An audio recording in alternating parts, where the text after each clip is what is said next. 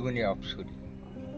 এটা হচ্ছে সুন্দরবনের সুন্দরী গাছ, যার বৈজ্ঞানিক নাম হেরিটিয়ারা ফোমিস।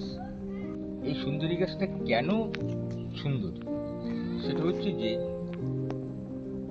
এই গাছটা টিম্বার ইনসেক্ট, মানে পোকামাকড় ধরে না, এবং এটা হার্ডউড, খুব শক্ত গাছ।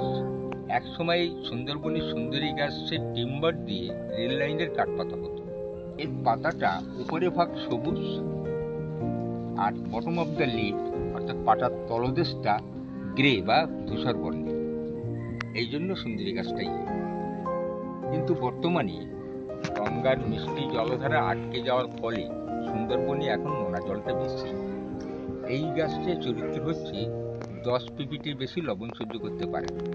কিন্তু আমরা যখন নেতিধুপানিতে যাব, তখন গরমের সময় দেখা যাবে যে 18 পিপিটি লবণ ওখানে আছে, 18 থেকে 23 পিপিটি পর্যন্ত লবণ ওখানে আছে। এই কারণের জন্য সুন্দরবনের সুন্দরী গাছের সার্ভাইভাল রেটটা অনেক কমে গেছে।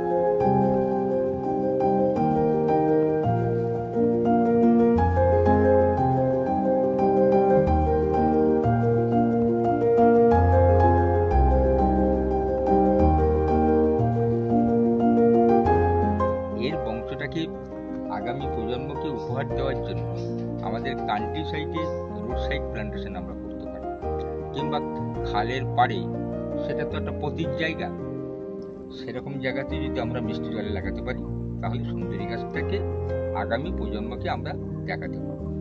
নইলে এমন একটা দিন আসবে যেদিন সুন্দরী গাছ ছবি হয়ে যাবে, ছবিতে দেখাতে হবে।